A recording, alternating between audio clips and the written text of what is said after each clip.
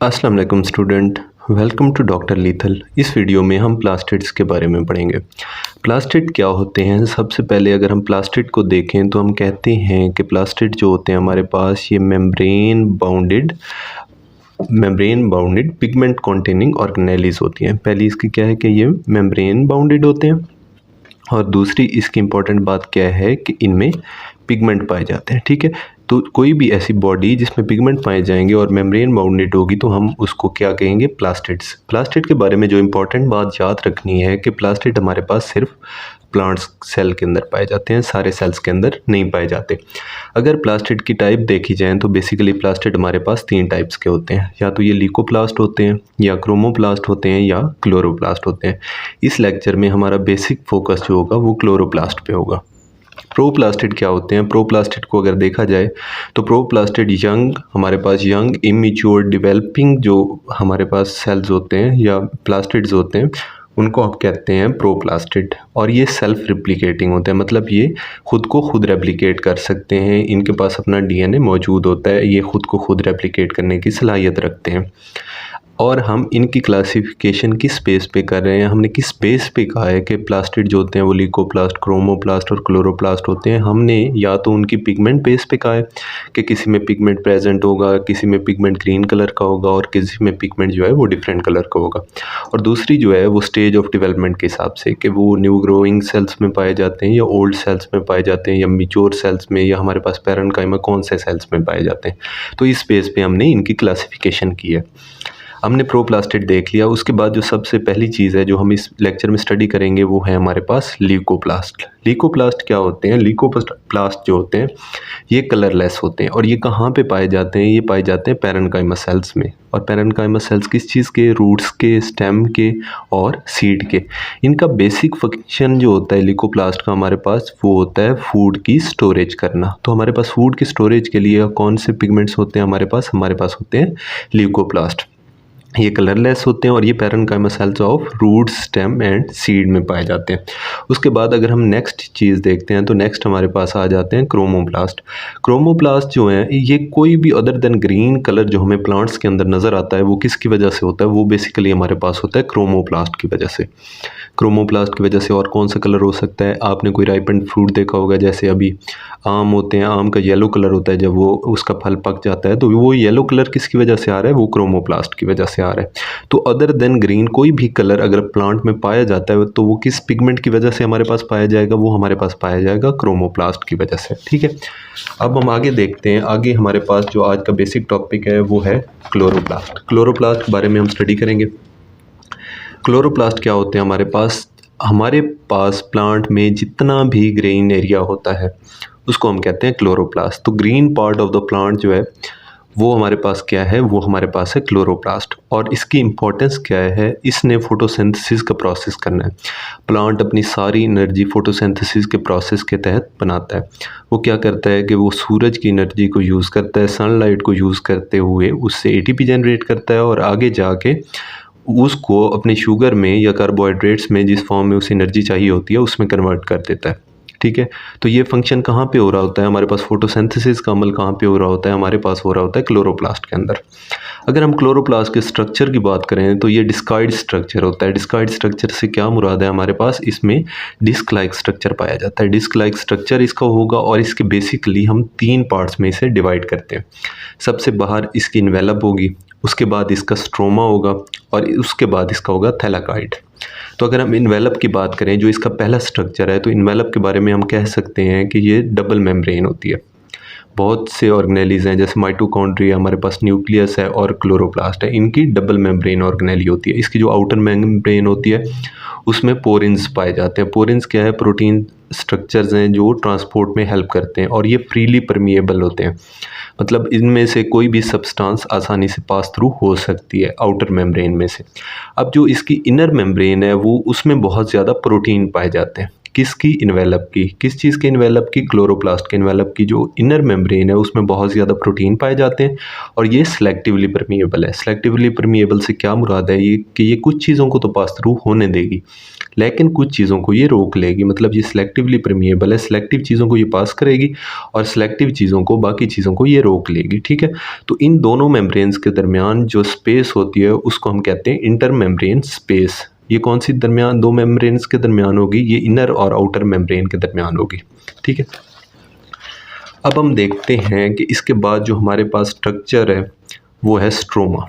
Stroma की क्या importance है, जैसे हमारे पास था साइटोसोल प्रेजेंट था हमारे पास साइटोप्लाज्म के अंदर, बिल्कुल उसी तरह हमारे पास जो है वो स्ट्रोमा प्रेजेंट होता है हमारे पास क्लोरोप्लास्ट के अंदर। ये लिक्विड पोर्शन या ये जो स्पेस होती है, सारी इंटरनल स्पेस होती है, वो इसने कवर करके रखी होती है। तो ग्राउंड मैस ऑफ जो क्लोरोप्लास्ट होता है उसको हम क्या कहते हैं, स्ट्रोमा।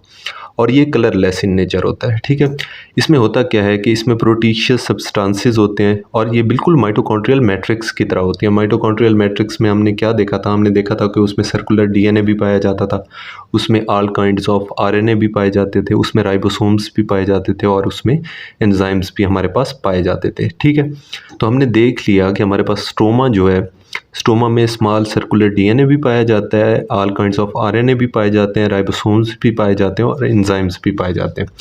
तो अगर इसमें राइबोसोम्स पाए जाते हैं तो हम ये कह सकते हैं कि ये प्रोटीन की भी किसी हद तक सिंथेसिस हो रही होती है यहाँ पे। ठीक है, तो इसका एक फंक्शन हमने देख लिया कि यहाँ पे प्रोटीन सिंथेसिस हो रही होगी।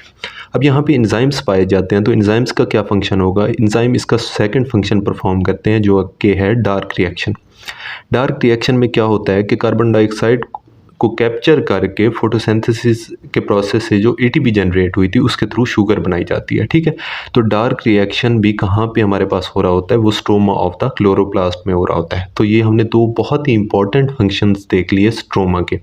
कौन कौन से, पहला फंक्शन था कि ये प्रोटीन सिंथेसिस में रोल प्ले कर रहा है और दूसरा फंक्शन क्या था कि ये डार्क रिएक्शन परफॉर्म कर रहा है। ठीक है, उसके बाद हम देखते हैं थैलाकॉइड। ठीक है, अब हमारे पास जो स्ट्रोमा है उसके अंदर डिस्क लाइक स्ट्रक्चर पाए जाते हैं इस तरह के। ठीक है, उनको हम क्या कहते हैं, उनको हम कहते हैं थैलाकॉइड। ठीक है, तो ये कहाँ पे थैलाकॉइड कहाँ पे प्रेजेंट होंगे, थैलाकॉइड हमारे पास प्रेजेंट होंगे स्ट्रोमा के अंदर। ठीक है, ये सिस्टम होता है क्लोरोफिल्स का। ठीक है, इन पे क्लोरोफिल पिगमेंट पाया जाता है। अब क्लोरोफिल पिगमेंट की क्या इंपॉर्टेंस है, बेसिकली जो क्लोरोफिल पिगमेंट है ये बेसिकली ग्रीन इन नेचर है।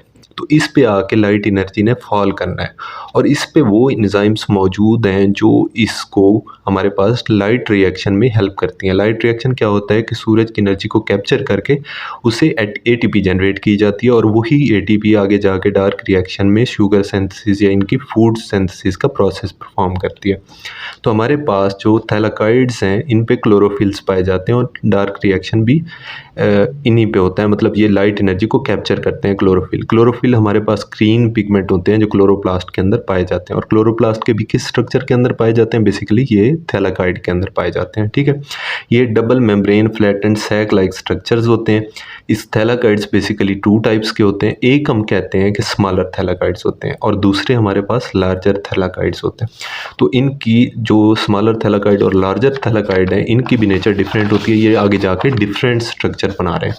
जो हमारे पास स्मॉलर थैलाकॉइड्स हैं, स्मॉलर थैलाकॉइड जो हैं वो डिस्क लाइक सैक्स होते हैं और पाइल्ड अप होते हैं वो क्विंस की तरह। ठीक है, और each small stack of thylakoid is called granum. अब होता क्या है कि हमारे पास इस तरह है, सपोज करें अगर हम डायग्रामेटिकली इसे देखना चाहते हैं तो हम देख लेते हैं कि इस तरह अगर एक हम बना देते हैं स्ट्रक्चर क्लोरोप्लास्ट का। ठीक है, इस तरह उसका ये एक मेम्ब्रेन बन गई।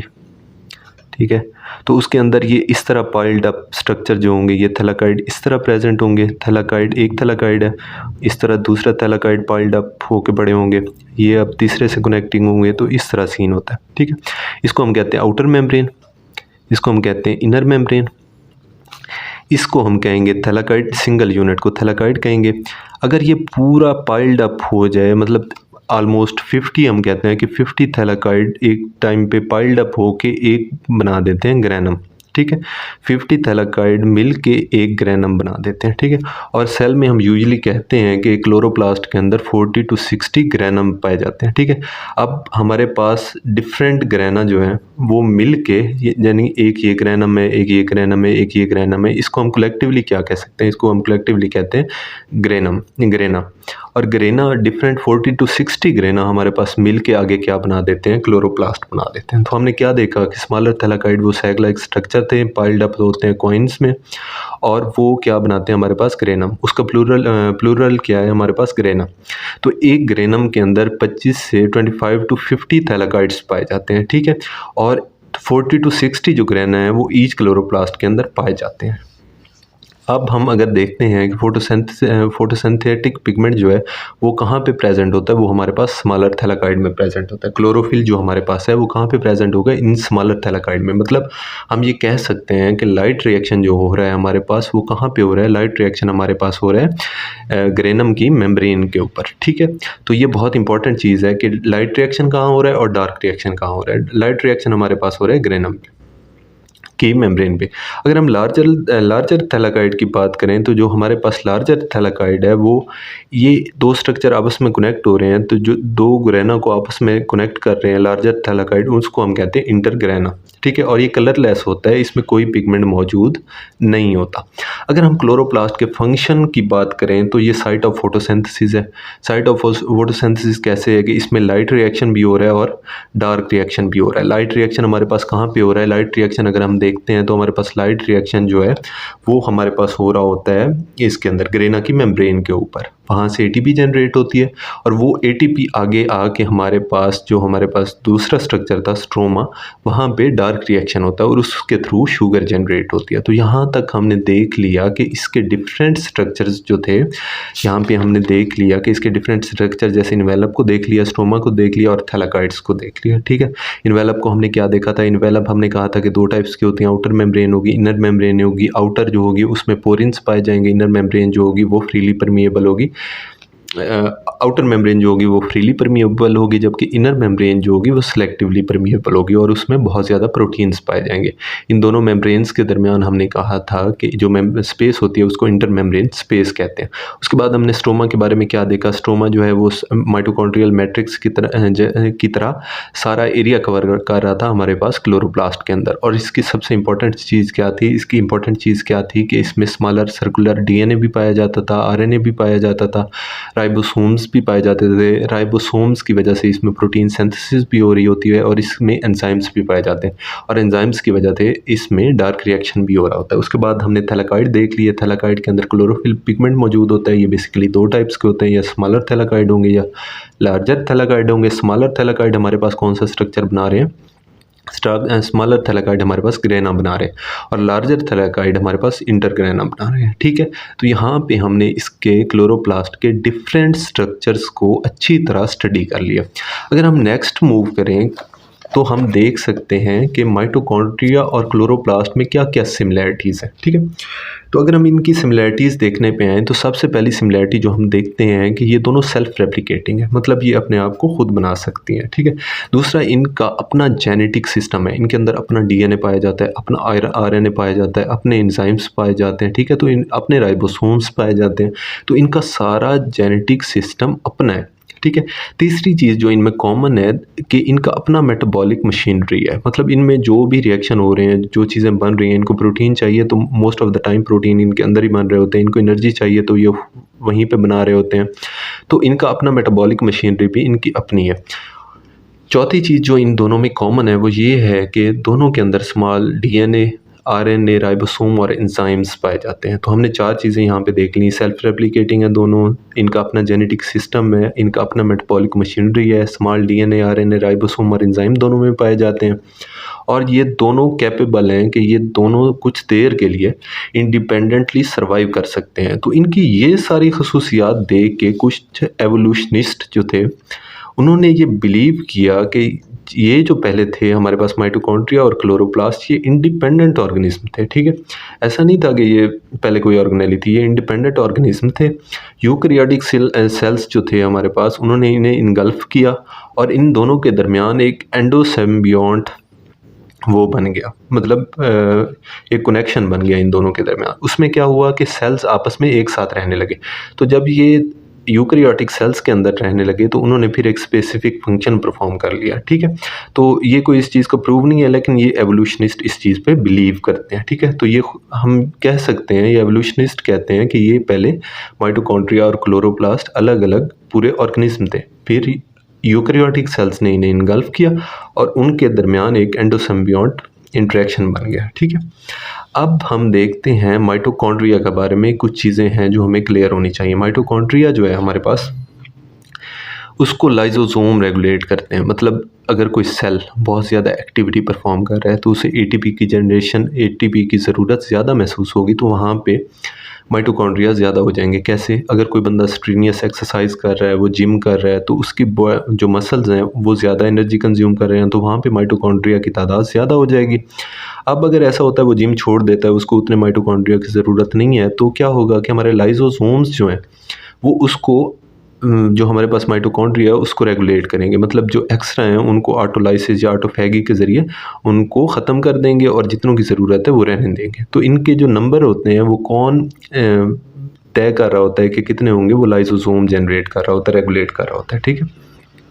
एक्सेस डाइजेस्ट हो जाते हैं। अच्छा, उसके बाद एक इम्पॉर्टेंट चीज़ है कि हमारे पास माइटोकॉन्ड्रिया जो है वो ओवा में तो प्रेजेंट होती है, लेकिन वो स्पर्म के अंदर एब्सेंट होती है। तो इस हवाले से हमने एक चीज़ इम्पॉर्टेंट याद रखनी है कि माइटोकॉन्ड्रिया जो फर्टिलाइज्ड एग के अंदर आती है, हालांकि फर्टिलाइज्ड एग में स्पर्म भी मौजूद होता है और एग भी मौजूद होता है, लेकिन वहाँ पर जो माइटोकॉन्ड्रिया आती है वो मदर से आती है। मदर से कैसे आती है?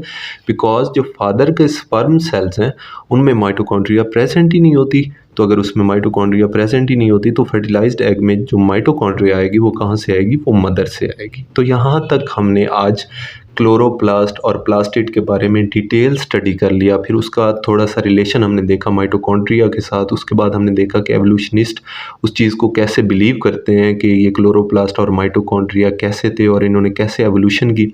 उसके बाद हमने देख लिया कि कुछ ऐसी चीज़ें इंपॉर्टेंट पॉइंट्स जो हमें माइटोकॉन्ड्रिया के बारे में याद रखने हैं, ठीक है। नेक्स्ट वीडियोस के लिए चैनल को सब्सक्राइब करें और वीडियो को लाइक करें। बहुत शुक्रिया।